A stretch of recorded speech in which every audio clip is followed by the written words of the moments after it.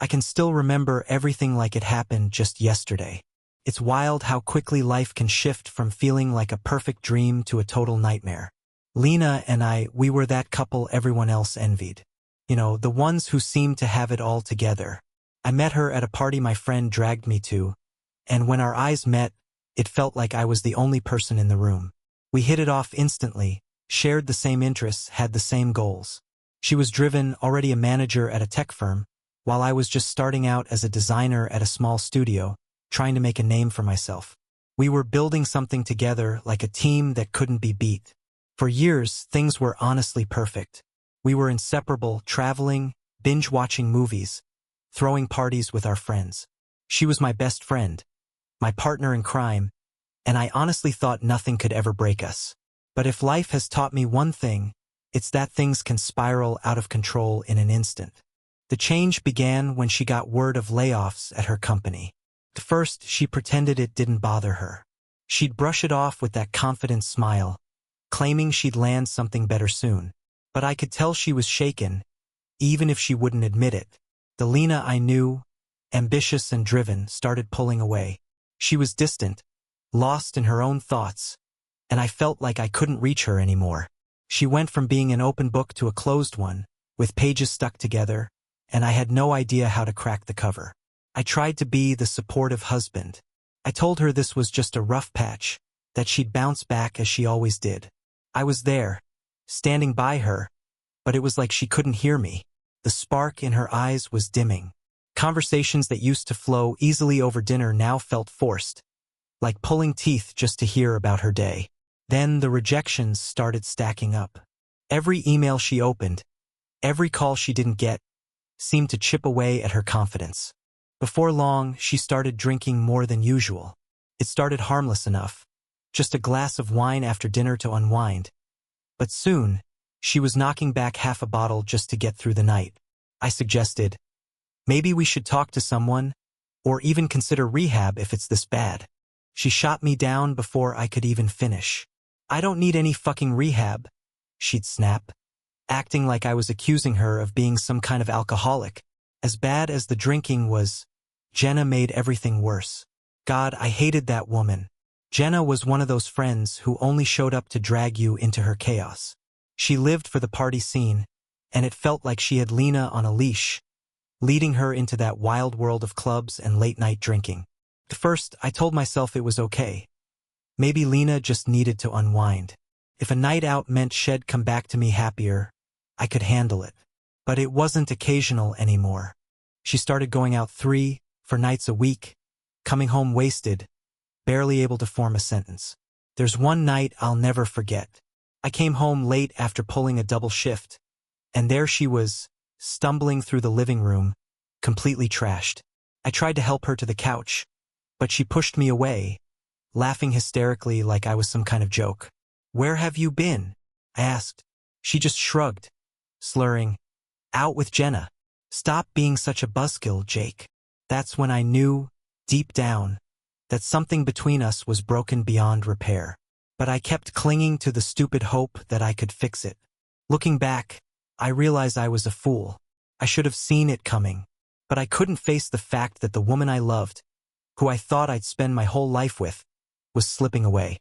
I kept making excuses for her, telling myself that once she got a new job, everything would go back to normal. I kept telling myself it was just a rough patch, that we'd come out stronger. But I was wrong. So damn wrong. I tried to be patient, I really did. But if I thought things were bad before, they were about to get a whole lot worse. It felt like every time I tried to reach out to Lena, I just pushed her further away. At first, I blamed it on her job loss and the drinking. I convinced myself it was just her way of coping. But then Ethan entered the picture. That piece of shit. I'd heard his name before. Ethan was this guy she used to work with, one of those guys who thought he was God's gift to women. He was always flirting with Lena, even when things were good between us. But I never thought she'd entertain him. I trusted her. Or at least I wanted to. But then she started spending more time with him. At first, it was just the occasional text or a coffee date she'd mention casually. "Oh, Ethan and I grabbed lunch today. He's been really supportive," she'd say. Supportive? My ass. but I let it slide. I didn't want to be the jealous, controlling husband. But then I started seeing pictures on her Instagram, her and Ethan, arms around each other, smiling like they were in some rom-com. My gut was telling me something was wrong. So yeah, I did something I never thought I would. I started snooping through her phone. I'm not proud of it, but when you're backed into a corner, you start doing things you never imagined. I'd wait until she was passed out drunk or when her phone was left unattended. Started with just checking her texts, but soon, I was scrolling through her DMs, her Facebook messages, anything I could find. And that's when I found it.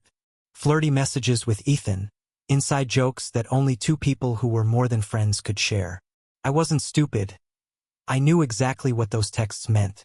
Things like, "Last night was a blast, we should do it again, winky face and can't stop thinking about you made my stomach turn." These weren't just friendly texts. They weren't talking about careers or casual hangouts. I dug even deeper into her Facebook and that's when I found the photos. Her and Ethan at some party, way too close for comfort. Their hands in places that didn't belong on just friends. I was furious, shaking with anger, but at the same time, I felt like the biggest fool. I couldn't believe I hadn't seen it coming. That night, I confronted her. She had just gotten home, drunk again, reeking of some cheap perfume that I knew wasn't hers. I cornered her in the living room, trying to keep my voice steady, trying not to lose my shit. "What the hell is going on between you and Ethan?" I demanded. She shot me a look, one of those smug, dismissive ones Shed perfected recently, like I was the paranoid idiot. "You're being ridiculous," she snapped, rolling her eyes. "We're just friends, Jake. Stop acting like a jealous psycho." But her eyes told a different story. She wouldn't even look me in the eye. She kept shifting, crossing her arms like she was hiding something. I pressed her, desperate for an answer, anything, but she just kept denying it, trying to make me feel like the crazy one. "You're losing it, Jake. There's nothing going on. Maybe you should see a therapist if you're this paranoid." That was her usual move. Flip it around on me, make it seem like I was the one with the issue. It drove me up the wall, but honestly, I was too tired. Tired of the fights, tired of trying to fix something that was so clearly beyond saving. So I let it go, or at least I pretended to. But things didn't get better. They got worse. The drinking spiraled, and she started hanging around an even sketchier crowd. Ethan was just the tip of the iceberg. Suddenly, there were all these new people in her life. People I'd never met. I'd come home to strangers in our living room, drinking, laughing like it was some kind of frat party. And Lena? She was right there with them, like I wasn't even a part of her life anymore. Every time I tried to talk to her, she pushed me away harder. "Why the hell are you so obsessed with controlling me?" She'd yell when I'd try to bring up her drinking or staying out until 3 in the morning with people who were clearly bad news. She treated me like I was some overbearing parent instead of her husband who was just worried. It was like she wanted me to leave her to destroy herself in peace. And the worst part? I still cared. I still loved her. Even though she was tearing my heart apart. I kept thinking that if I could just reach her, maybe we could fix it. But day by day it was becoming clearer. The Lena I married was gone. In her place was this cold, bitter, self-destructive stranger, determined to wreck everything good in her life and mine. There were nights I'd lie awake in bed, listening for her to stumble and drunk, or worse, not come home at all. I'd lay there staring at the ceiling, wondering if she was with Ethan or some other guy, wondering what the hell I did to deserve this. No matter how much I begged her, no matter how much I tried to get her to help herself, she just kept slipping further away. And then, I did something I never thought I would. I checked her social media. I don't know why. Maybe I needed proof I wasn't crazy, or maybe I was just looking for confirmation that I wasn't the idiot she made me out to be. But whatever the reason, nothing could have prepared me for what I found. I was sitting at the kitchen table, the same spot where we used to have breakfast together when things were good, when we were still normal. I don't know why, but I opened her Instagram. She wasn't exactly careful with her privacy settings, so I could still see some of her posts. I figured I'd find more selfies with her new friends. Maybe a few more flirty comments from Ethan. But this time it was worse. So much worse. There she was, in photos that made my blood run cold. Lena, the woman I had spent years with, the woman I had tried so hard to save, was standing next to some scruffy-looking guy, the kind you'd cross the street to avoid. At first, I thought maybe it was just another wild, drunken night out, but as I scrolled, my heart sank. There were more photos of her, wrapped around him, eyes glazed over, clearly not in control of herself. But the captions made it worse. Having fun and making some extra cash, winky face and Lena's wild side. The more I looked, the sicker I felt. One photo showed her practically draped over him, her clothes a mess, laughing like she didn't have a care in the world. The implication was clear, and my mind filled in the rest. I sat there, my hands trembling, my stomach twisted into knots. It felt like someone had ripped my heart from my chest and crushed it underfoot. She had fallen so far so quickly. Couldn't wrap my mind around it. My wife, the woman I thought I knew, reduced to this?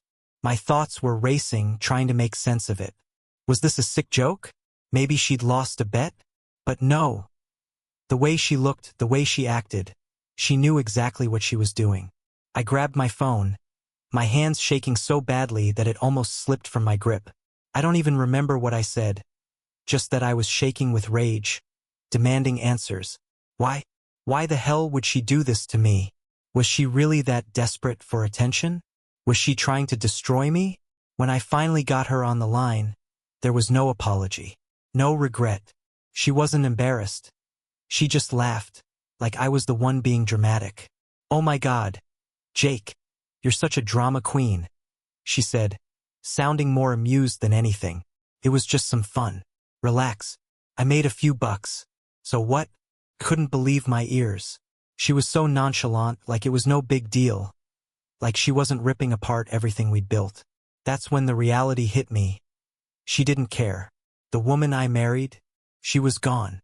What was left was someone cold, indifferent, someone who didn't care who she hurt as long as it numbed whatever emptiness she felt inside. I hung up without saying another word. There was nothing left to say. I was done. I couldn't stay with someone who would sink this low, someone who had no respect for herself or for me. I went straight to my laptop and filed for divorce. I didn't care how messy it would be. I didn't care if it meant starting from scratch. I just needed her out of my life before I lost my sanity. From that point on, I was finished. No more wondering if there was a way to fix things. No more trying to figure out what I could have done differently. I was done playing the fool. And you know what? She didn't even resist.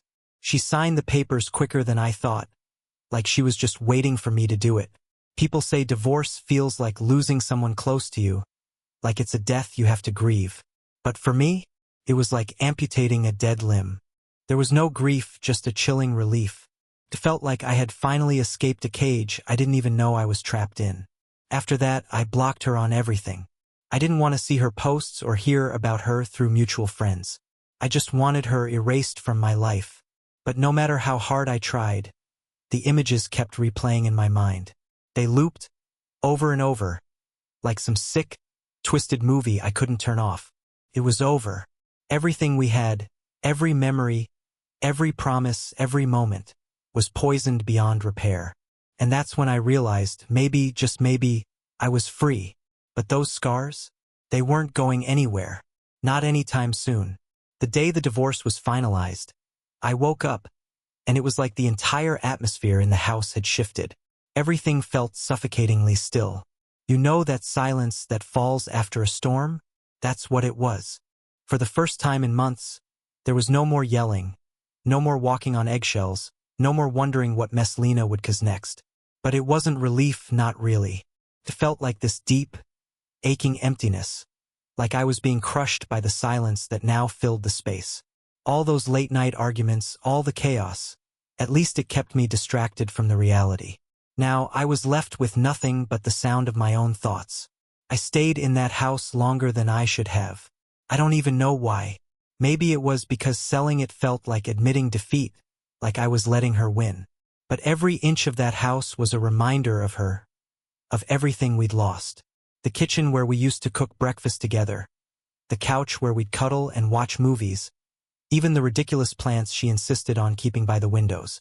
Every object in that place seemed to mock me, taunting me with memories of what had once been.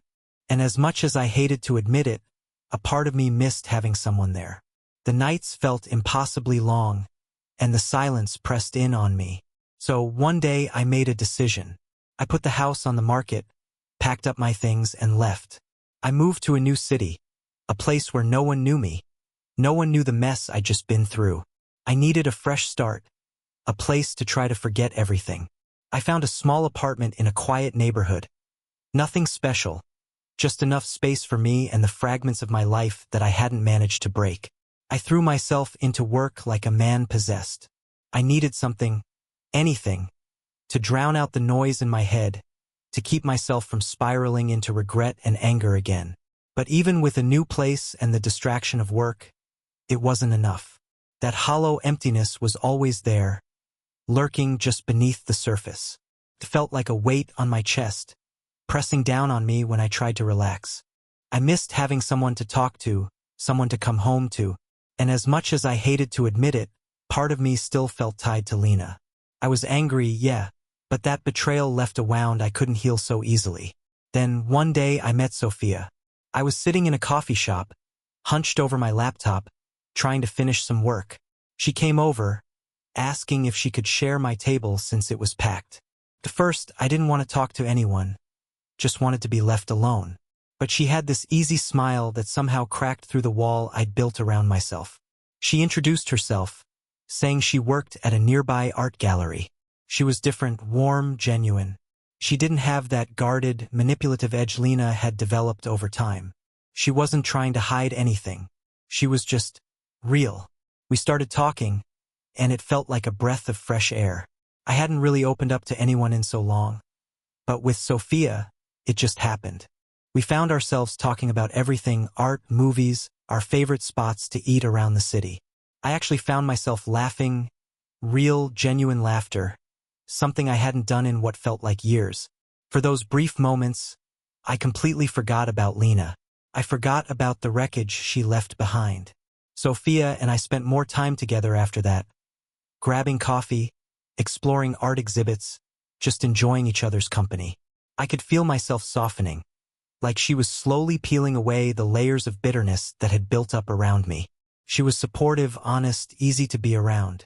There was no second-guessing with her, no underlying anxiety like I had with Lena. Sophia was simple in the best way possible. And damn, I needed that. But as much as I enjoyed being with her, there was always this nagging part of me that couldn't fully let go.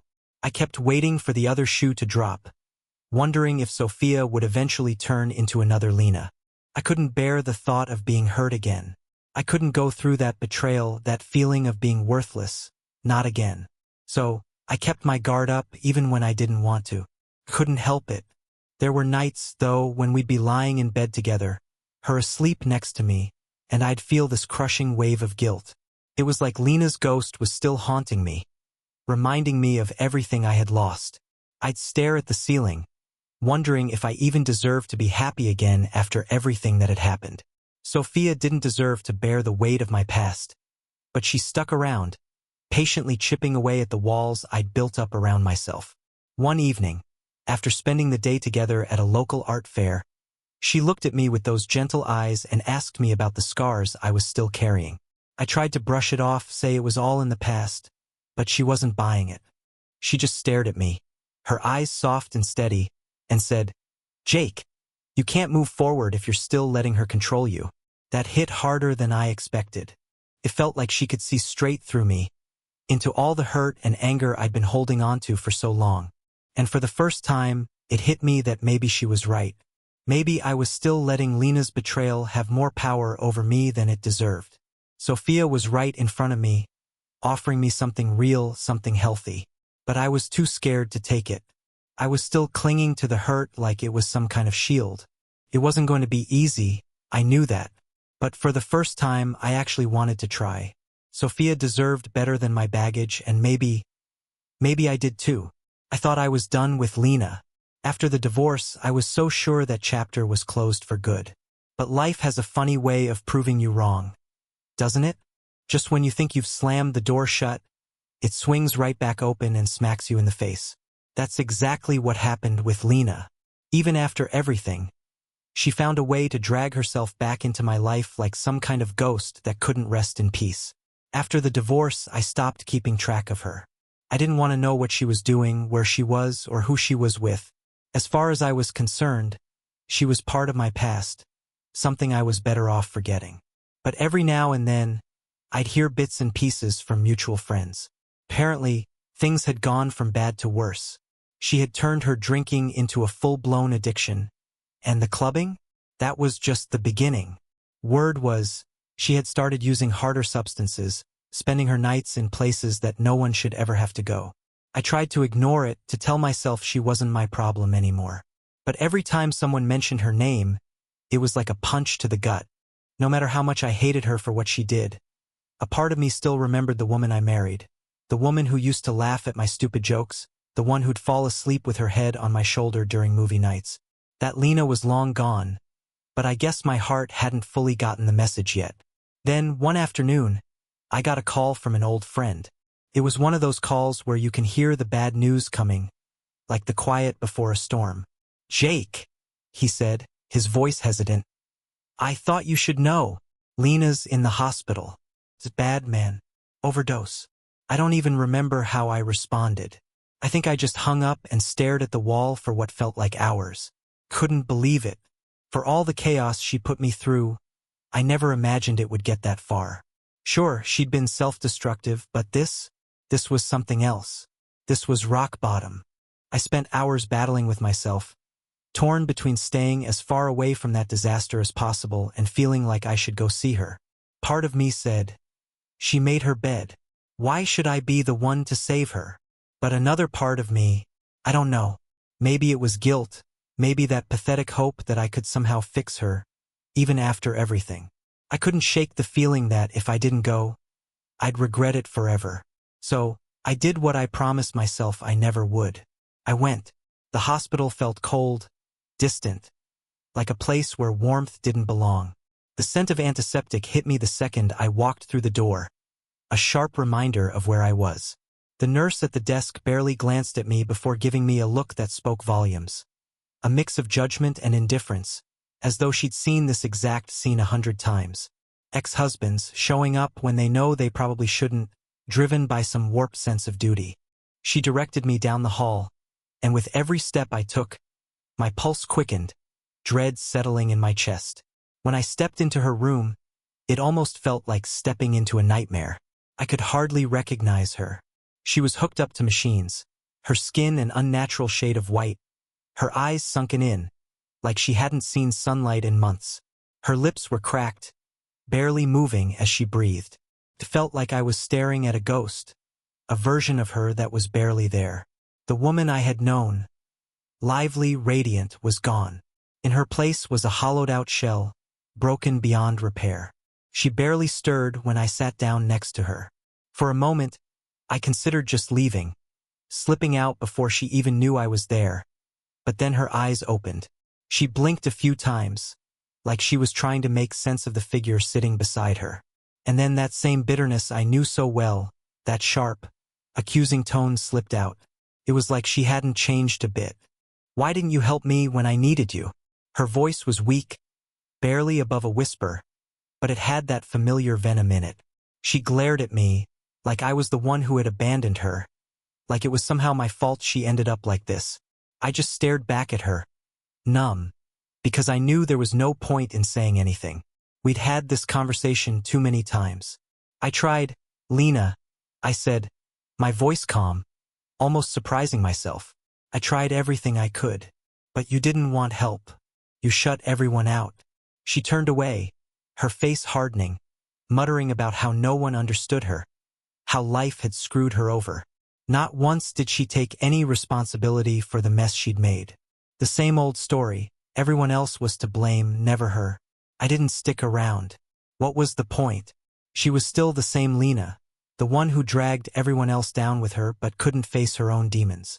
As I walked out of that hospital room, there was a strange sense of relief, like I had just severed the last link to that toxic, suffocating chapter in my life. When I got back home, Sophia was there, waiting for me. She didn't ask questions, didn't try to pry.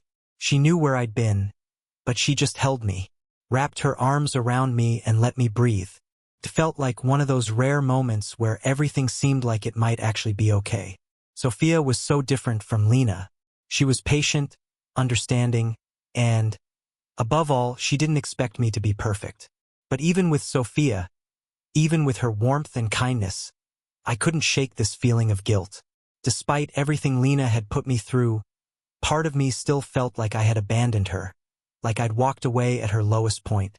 Sophia would reassure me over and over again that I did everything I could, that you can't save someone who doesn't want saving. But there was always this nagging voice inside my head telling me I could have done more. For the first time in a long time, though, I felt like I might actually have a shot at happiness.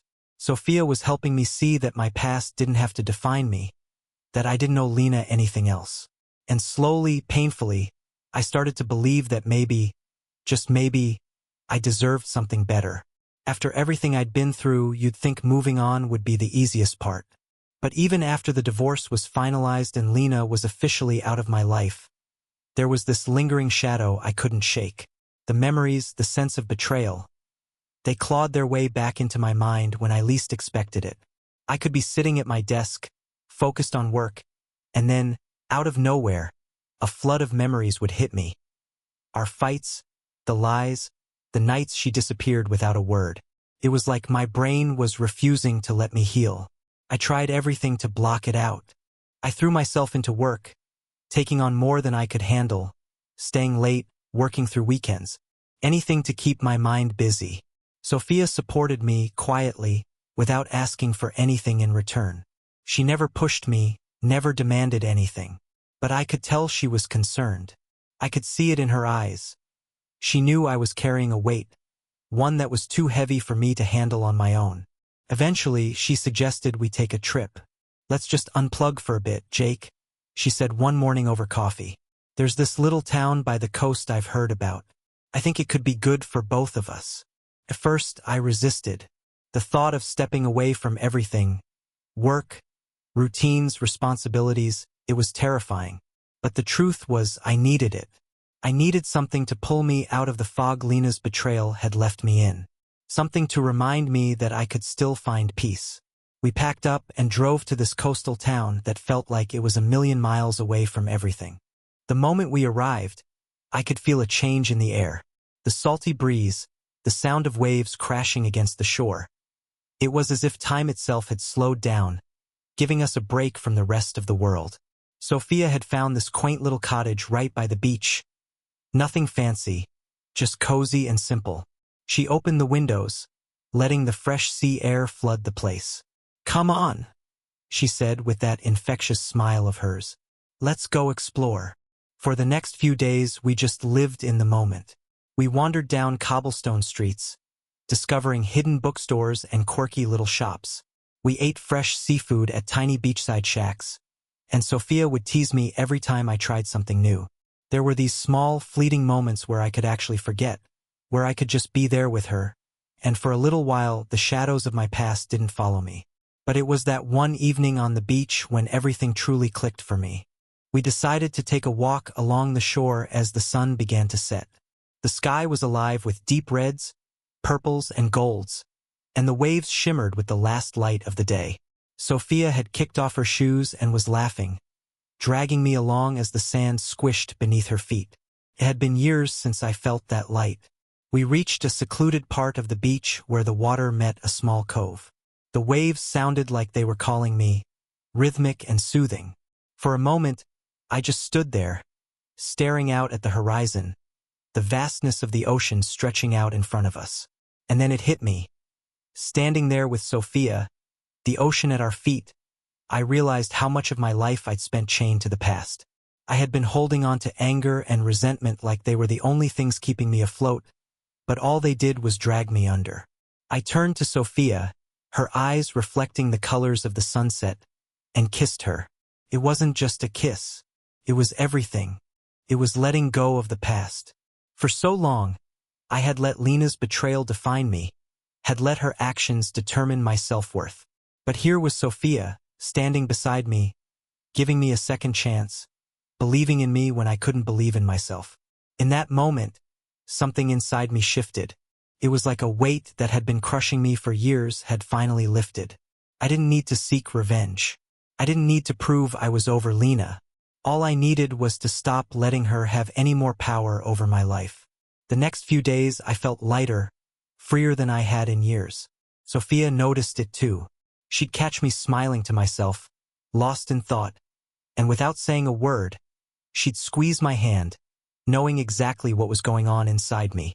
On our last night there, we sat on the porch of our little cottage, watching the stars slowly emerge in the sky. The night was so clear that every constellation was visible, and for the first time in ages my mind was actually quiet. Sophia rested her head on my shoulder, and we just sat there, letting the peacefulness wash over us. It was then that I realized, for the first time in years, I wasn't looking back. I wasn't holding on to the anger, the regret, the pain. Lena's path was her own, a road she chose for herself, and I was done letting it poison me. I couldn't change the past, couldn't save her from her own choices, but I could choose to move forward. I could choose to build something new with Sophia. As we walked back inside, her laughter ringing out in the cool night air, I realized I was finally free. The past was behind me, the future ahead, and for once, I wasn't scared to face it.